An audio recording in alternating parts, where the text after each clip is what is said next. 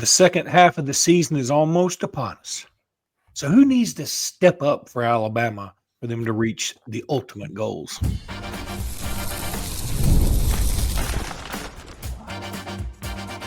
You are Locked On Bama, your daily podcast on the Alabama Crimson Tide. Part of the Locked On Podcast Network, your team every day. Hey, everybody. Welcome back into Locked On Bama, AHSA Radio Network's Luke Robinson. That's me. Alabama internet legend Jimmy Stein. That's him. This episode is brought to you by Mazda.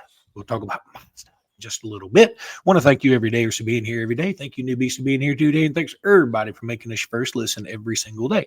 You guys are indeed the best. Jimmy, lots to get to today. Gonna talk about some players that we think need to step up in the second half of the season for Alabama to meet our expectations. And also, we're going to talk about some LSU turmoil because that does affect Alabama, and just go over some predictions for some funky games.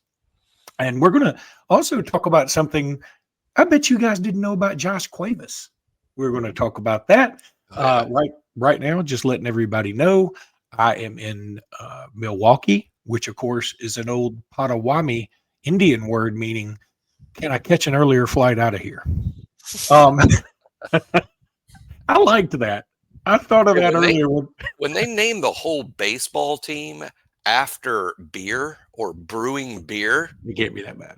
I think that should be a destination city for me. I'll be honest with you. I think you need to upgrade your destination cities. Laverne and Shirley live there.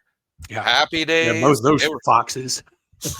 Okay, so let's talk about who needs to step up in the second half. Now, I put him in the thumbnail. I think that's what you call it, a thumbnail that goes on the YouTube thing. And I said LT Overton. Now, let me explain. I'm not saying he hasn't done well. Right. I'm not saying that.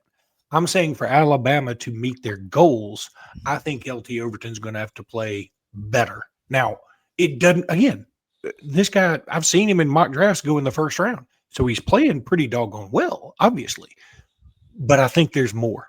I think there's more there, Jimmy. I do. And look at the guys we got coming up. We've got an LSU team with, we assume, Garrett Nussmeier. I had an LSU guy tell me the other day, and who knows what's going to happen at quarterback, but let's assume it's Garrett Nussmeier, who is not the most fleet of foot.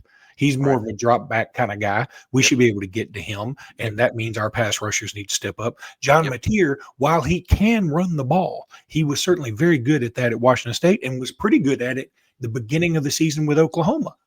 But it feels like that's tailed off for him for whatever reason. I don't know why. It'd be interesting to watch Oklahoma, Tennessee this weekend and see how he plays. I know it's a thumb injury, but that shouldn't affect your legs, you wouldn't think. That's a big thumb. Yeah, could be just a bum thumb. And then we play, Eastern Illinois. I don't know what they have. And then Auburn, and I'm not even sure who the heck's going to be quarterback, but we'll need everybody. We'll need all hands on deck for that one because y'all know about that Indian burial ground, fallen UFO, dusted unicorn ashes all over that godforsaken place. So, Jimmy, I say LT Overton. Who do you say? Well, if we're picking one guy, I love that choice to the point that I don't think that there's a better guy to pick, really. Now, I do think that the biggest problem the team has in terms of getting these last games won and making the playoff is the lack of a dependable run game. So, you could pick one guy maybe, but it's kind of hard to pick out one guy that's going to improve the run game. I know some people say, oh, you just pick the running back, but see, I don't think the run game is all the fault of Jam Miller or Daniel Hill. I think it's the collective starting from not Alabama. I meant the collective group of the coach that's calling the plays and building the offense down to the offensive line and the offensive line coach and the tight ends and the backs. It's just too many to say one. So I like LT Overton if we're saying one guy. But my answer really is my real thought here is, look, I think a team is – whose team is this? To me, it's the guys that are playing their last year of football that are headed to the NFL. It's that group of which LT Overton is a huge part of. Who's going to the NFL that is on the team now next year. LT Overton, Tim Keenan, Deontay Lawson, Justin Jefferson, Nakai Hill-Green, maybe Bray Hubbard, Deshaun Jones, Damani Jackson when he plays, Jeremy Bernard, Jam Miller, probably Caden Proctor, probably Parker Brailsford, Josh Cuevas. This is their team. This is their legacy. You're the oldest, best players on the team. It's up to you. It's up to you. Specifically, you want to play pro football? You put it on tape and prove it right now, because you're running out of time, and these are the biggest games. So to me, it's that group, the oldest, best players on the team, that in January will be training for the NFL draft. I think it's on them as a group. This is their team and their legacy at Alabama, and it's to be decided in these final games. I think all that's very fair. I think it's I like the way you rationalized it with the draft coming up and all those things. And that's one of the reasons I put LT Overton on here. Because like I said, I've seen him in one mock draft. I haven't seen him in a bunch of them.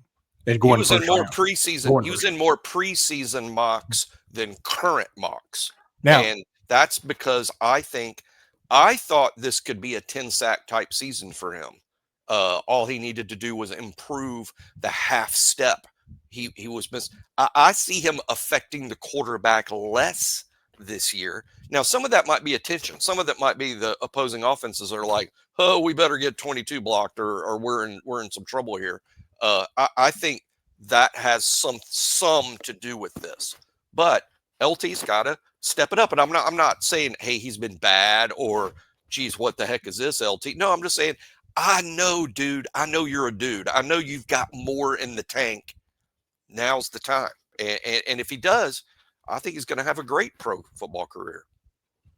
Yeah, in terms of, all right, I'm just looking up his stats really quickly. I'm glad we both were able to come to a conclusion on this guy. By the way, y'all, we didn't talk about this beforehand. And Jimmy may just be piggybacking off my brilliance. I don't know. Well, I do that all the time. But LT Overton, I think LT Overton is the right one answer. I just prefer the answer of, hey, if you want to win the SEC, go to the playoff and win games, then obviously it's going to have to be more than LT Overton. But I'm a big believer down the stretch in the NFL guys, the guys that want to play pro football and are on the verge of playing NFL football. It's their team and their legacy at Alabama that's being decided in November.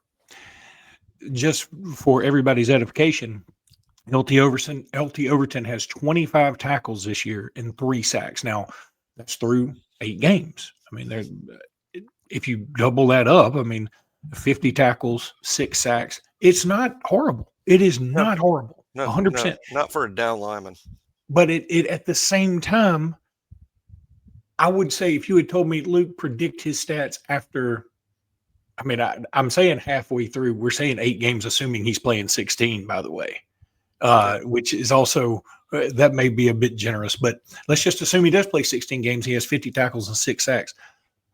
Before the season, if you had told me Alabama plays 16 games, I would tell you, like you, he had 10 sacks and maybe 60 tackles. Now, is that a lot more production? I think it is. Some people may look at those numbers 50, 60, 6 and 10 and not think that way, but I believe it. I don't want to say that it's all about sacks, but come on, it's a lot about sacks. Yeah. It's a lot about sacks. And where's your 2-sack game? Give us your 2-sack game. Give us your 2 sacks and 5 pressure game against a really good opponent like LSU or Oklahoma. And hey, save it for the playoffs. LSU's offensive line is not good. Auburn's offensive line is not good. Oklahoma has 2 true freshman tackles. These are the offensive lines to beat up. I took a little criticism for talking about how good these defenses are that we're about to play and how it might limit Alabama's points. And I still stand by that. It's not crazy. Alabama's only averaging 29 points a game on offense against SEC teams. It's not crazy to say when you play an even better SEC team, you might score even less than what your average has been. And that's all I'm saying. But I do think as bad as those matchups are, having to go against Venables, Brad Baker, and DJ Durkin, we got some good matchups on the other side of the ball because Oklahoma has true freshman tackles. LSU's offensive line is a mess. Auburn's offensive line is a mess. Those are games that Alabama's front seven should control and dominate, and good opportunities for LT Overton to have these 2-sack type games. I want to tell you all about stuff. This episode is brought to you by stuff. Moving the game forward for those who believe it's not just about playing the game, it's about redefining it.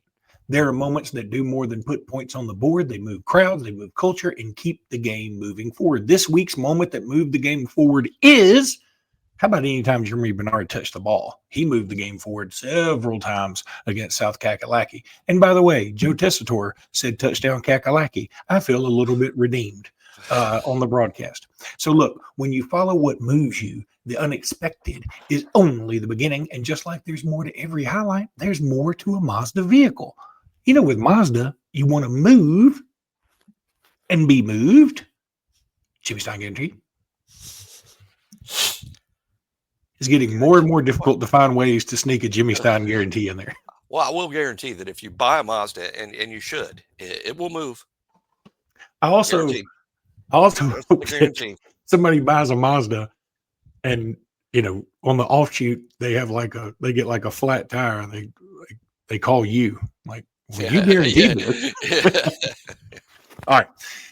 Before we get into LSU turmoil, and it is delicious and fun, and we get locked on, are getting more of a kick out of it because Matt Moscana, who is the Locked On LSU guy, he is very famously the world's biggest Alabama hater.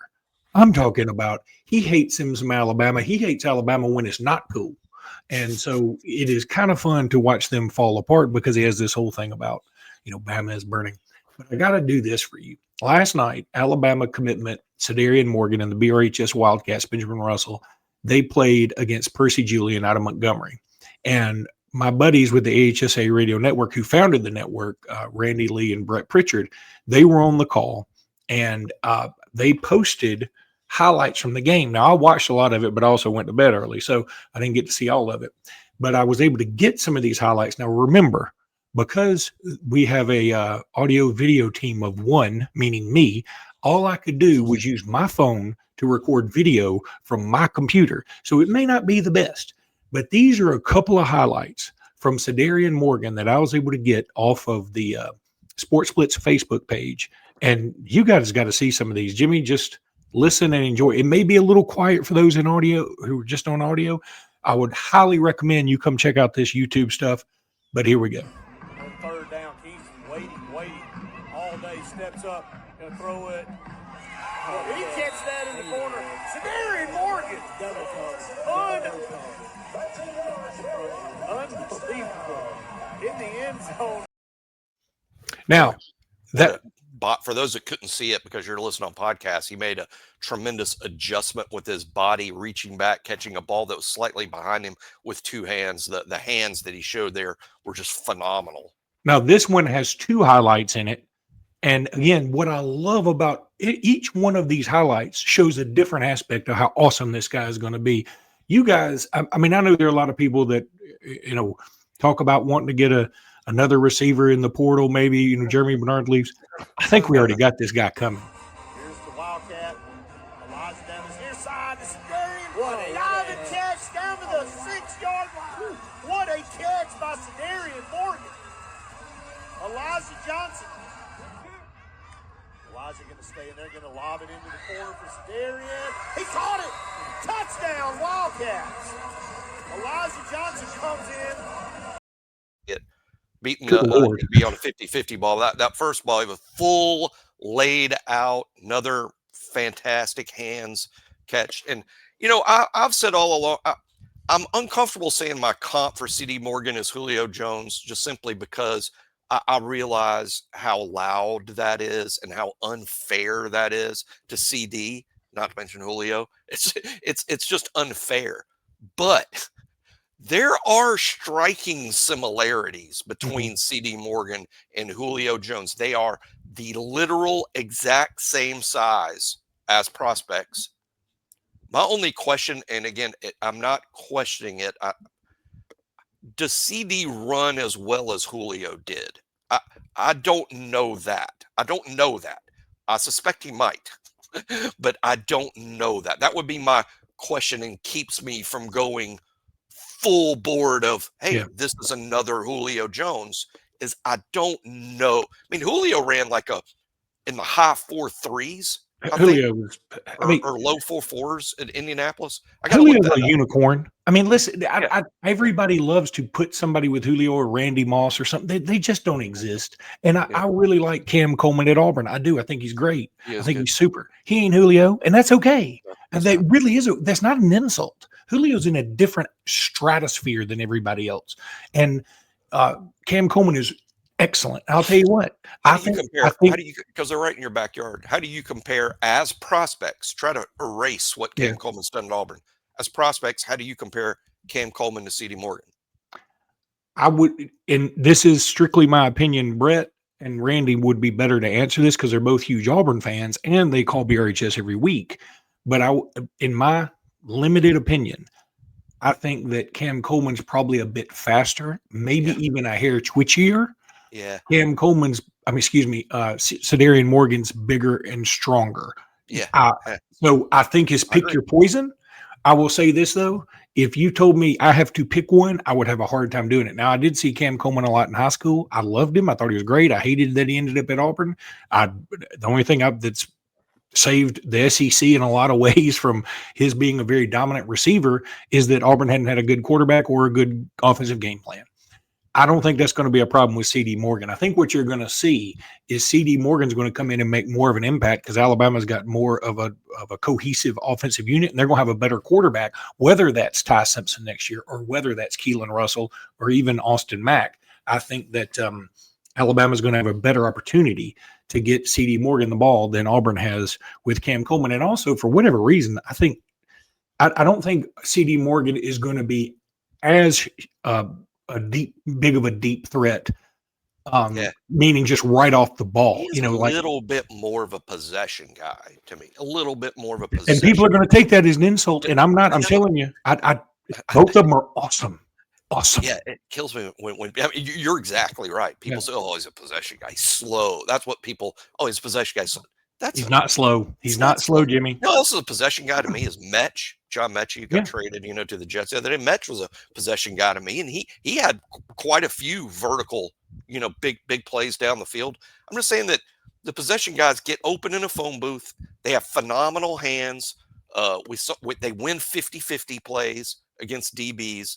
That's CD Morgan to me. Now, I don't question the speed. I know he's got speed. I'm just saying I question whether he's as fast as Julio. I don't think he is. Cam Coleman, to me, at Auburn, has proven to me, I think he's a 3-and-done first-round pick. Oh, 100%. I think Cam Coleman's a 3-and-done first-round pick, so it's very unfair to be like, hey, is CD is he as good as Julio Jones and Cam Coleman? Both 3-and-done first-round picks. I'll say, I wholeheartedly believe this with every fiber of my being, barring catastrophe. CD Morgan's a 3-and-done guy and a first-round pick. When you look at it, he doesn't look human. I'm a tall guy. Like when people from by the way, shout out to Brad who saw me in the airport the other day. Sometimes when people see me in public and they recognize me from this, they're like, oh, I didn't realize you were so tall. I'm 6'5" and I'm lanky and I got sort of a big gut because I'm 53 now. And I can't, but I hide it well because I'm lanky and I'm sort of spread out. I feel small next to CD Morgan. So, he's just a freak. Now, Cam Coleman, also a freak. I'm not, if there's an Auburn fan listening going, oh, you're not giving Cam Coleman enough credit. I've tried to. He's a 3-and-done first-round pick. I said he's a 3-and-done. I said he would be given. How could you get a greater compliment than that? Hey, let me tell you something. Imagine this. Imagine if Cam Coleman had stuck with A&M. And he had Marcel Reed throw into him, and he had Mario Craver, and he had Casey Concepcion also taking away some attention. Cam Coleman would be out of bounds good. Okay, I just had to show you all those. Now, we are going to talk a little LSU, and it's not going to be as much as I wanted to. LSU is burning right next year. You ready to bet? Is Deuce Knight definitely going to be Auburn's starting quarterback next year? No, I'm not willing to bet that. I'm not sure he's going to be at Auburn next year. Yeah, I agree. I don't have no would inside hate to have to information. bet. I would hate to have to bet on that now. If Yeah. I had to bet on it today, I would say Deuce Knight. But I'm not glad betting I on that. don't have to bet on it because I don't know what's going to happen. So LSU burning a little bit. I just heard Booger McFarland on, who also a noted Bama hater, who was on, I think, Dusty and Danny in the morning, and he said something like, "Well, despite all this, I still think LSU is the best job open." Oof. I would agree with that if all things remaining equal. But when you've got you have no athletic director anymore. You have a coach who's leaving. Y'all still hadn't figured out what his actual buyout is going to be, and you've got a governor saying, "Hey, our athletic director, Scott Woodward, ain't picking this next guy, and who's going to pick it is going to be this guy, and we ain't getting in one of these big traps anymore." When you have all that associated with it, again, if you just want to look at the historical value, I had an argument with an Auburn fan the other day. I said, right now, right this minute, Missouri's a better job. Now, historically, it's not close. Historically, it's not close. Auburn's a much better job, much better. At this moment, given how everything is being run, Missouri's better. Now, would I blame Eli Drinkwitz from going to Missouri to Auburn hypothetically? Of course I wouldn't. I understand that. I'm just saying at this very moment, Missouri's a little better. Just like, now I did have an Auburn Kentucky fan say, at this moment, Kentucky's a better job than Auburn. I said, you were on crack. It was actually on the Locked On Auburn show. And then Zach Blackerby, to his credit, said, by that logic, meaning, Kentucky's been better the last 4 years and had more 10-win seasons the last 4 or 5 years, then Auburn's a better job than Kentucky in basketball. And that sort of stumped him, and I get where he's going. Great. That's a great comment. That's good on Zach. Good comeback. Now, so Jimmy, my Auburn's thing not is a better basketball job than Kentucky. And Kentucky football is not a better football job than Auburn. Yeah, and that never will be. But okay. Now, LSU is in a lot of trouble. Mm-hmm. I know that it's a great job. I know that they got backing. I know they got money. I'm pretty sure they got money. I know that there's a lot of reasons to be drawn to that job. At the same time, they're screwing this up as fast as you can screw it up. Like, it's one of those things where you go, the Titanic is unsinkable. And then remember the movie goes, she's made of iron, sir. I assure you she can sink. That's what LSU feels like. It feels like it hit an iceberg. And instead of everybody going, hey, we need to get this fixed. We need to worry about getting this handled. You got the governor and some other Louisiana people going, hey, there ain't going to be any problem here. We can't sink. Yes, you can. Based on what's happened since it went down, all of a sudden firing Brian Kelly looks nonsensical. Things seemed a lot more stable and scary over there with Brian Kelly running the show as opposed to the governor. But if you're Lane Kiffin, who's badly wanted by LSU, Florida, and Ole Miss, why on earth would you choose LSU? Why on earth would you choose LSU with what's gone on this week? Because Jimmy, the only reason you would is for, you'd say, okay, I'll go to this hornet's nest mixed with bees and methamphetamines. I would go in there. At the same time, you're going to have to guarantee me a boatload of money. And then they'd go, well, our governor just said we're not doing that again. Okay, get somebody else. Yeah, that's first of all, you cannot hire a high value coach without a guaranteed contract. You can't do it. And because why would they agree to it? Because the other schools are. It's just, quote, how it's done. And it's, by the way, kind of the basis of contract law. Frankly, that's what a contract is, But now you can put in there that, for instance, Matt Rule, who just signed an extension, which kind of guarantees he's going to remain at Nebraska. His guarantee is 90% of his contract. And I think that would stand up to legal scrutiny, and that's fine. And you can do that. But 90% of millions and millions of dollars is still millions and millions of dollars. But Matt Rule, he's going to stay at Nebraska, and that affects this coaching search because I think he was a major candidate for Penn State.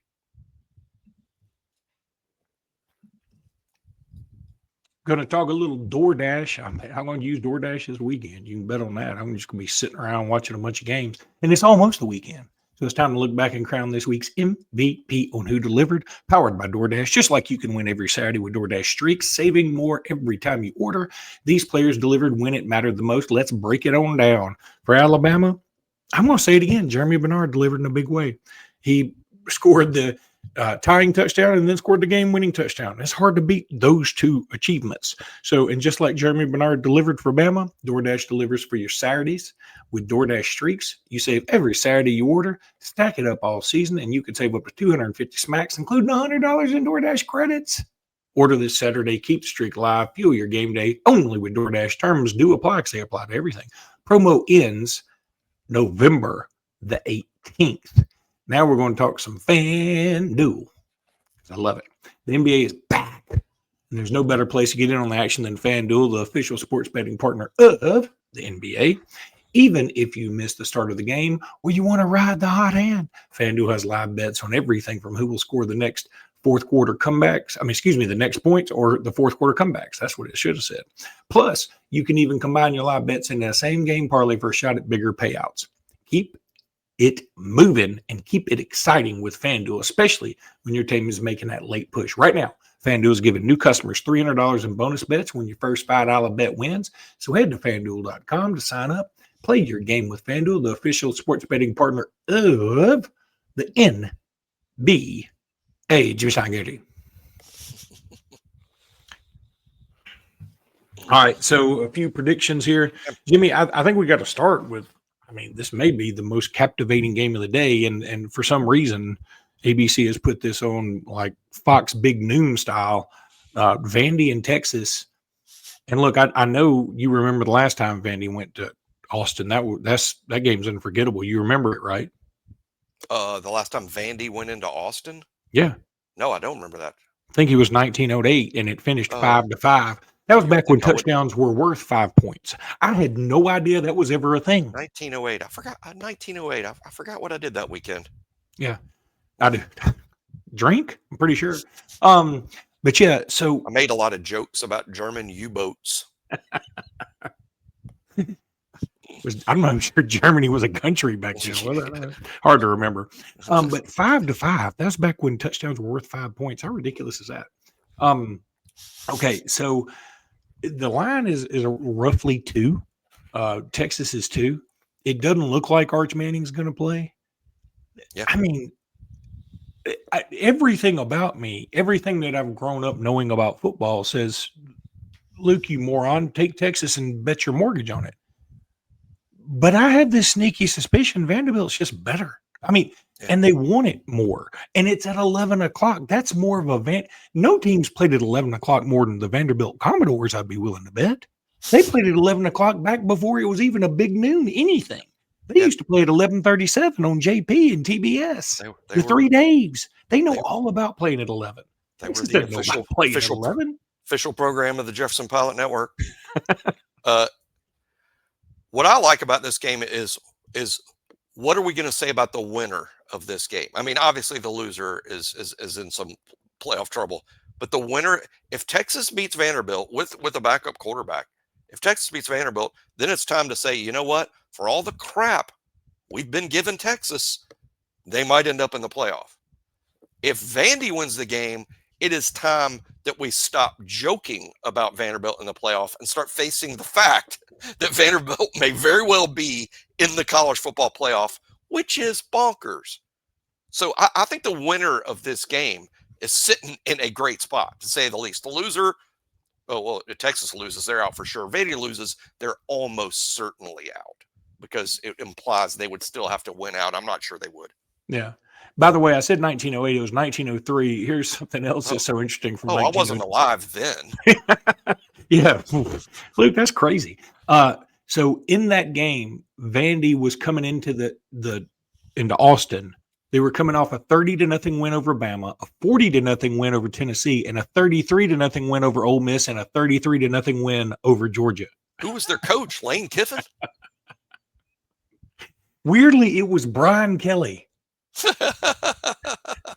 Boy, his star is really falling. He's really taking a turn. But yeah, so I'm fascinated by this game. I'm pulling for Vandy. I really am because My favorite game of the weekend. I usually am not the Cinderella guy. Y'all know this. I'm not Well, and by the way, I've always thought brands. You like the by brands. the way, I've always said Cinderella's not even a Cinderella. She was the hot one. Y'all see those ugly stepsisters? Yeah, they'd make an onion spend cry. Another 5 minutes on how ridiculous Cinderella is. The whole story is just insane. It makes me mad every time somebody starts talking about it. I'm like, she was a fox. It makes no sense. She was the Jill Arrington, and those ugly stepsisters, they had warts on their nose. I mean, it's scared the buzzards off a trash truck, and everybody's like, oh, the ugly stuff. Anyway, okay. A couple of other games we can talk about. I mean, because it's not a great weekend. Okay, I don't even want to bring up Penn State, Ohio State. I feel like a super hot chick never gets invited to the ball. Never. Ohio State, Penn State against the super hot chick. Yeah, that is a marginalized group for sure. So Penn State, Ohio State, it's just, I mean, look, the only reason I might watch this, the starter for Penn State is going to be this kid named Grunkmeyer, and he went to my son's high school and my daughter's high school and my other son's high school. So he was a big time prospect. Olentangy. And they, by the way, Alabama, as far as I know, is still moderately recruiting that tight end that I talked about, who's like 6'8" from Olentangy. Mangum. Yeah. Yeah, I like Ohio State here. They're just a better team. I mean, all logic says Ohio State wins this game and wins sort of handily. But it would be so college football for Penn State with a backup head coach and a backup quarterback to win against Ohio State. Be very college football, but Ohio State's just been a better team. And I think if FanDuel style or you're gambling or betting on the game, Ohio State's a better team. They're far more likely to win. I'll mention Auburn, Kentucky, just for the heck of it. I mean, because Lance Dahl, who runs Locked On Kentucky or Locked On Wildcats, mentioned that Kentucky's the better job right now. Don't put me in this unenviable position of siding with Auburn. Auburn's a much better football job than Kentucky. Okay, Auburn's a better job, and Auburn beats Auburn's going to beat Kentucky, and this will be 2 in a row for Hugh Freeze. And is he really just one loss away from being fired? Because if that's the case, then fire him. He's going to lose eventually. Exactly. You know what I'm saying? I mean, it's not like he's going to. So, but I think Auburn wins, and some of your fears start coming true that Auburn starts playing their best football of the year down the stretch in time for Alabama to come to Jordan-Hare. By the way, go to HE double hockey sticks on 3 for putting out like the top 10 worst calls of the year. First of all, you had the Kirby Smart timeout at number 3. That didn't cost anybody anything. We all hated that. Okay. Yeah, that was a joke. Secondly, that's not the worst call. It's just a kind of a joke of a thing. The second one was the Oklahoma, trick play, blah, blah, blah. Again, yes, it should have been called. It's not right. Auburn's done their fair share of trick calls. And finally, they said the worst call of the year was the fumble or touchdown call in that Georgia game.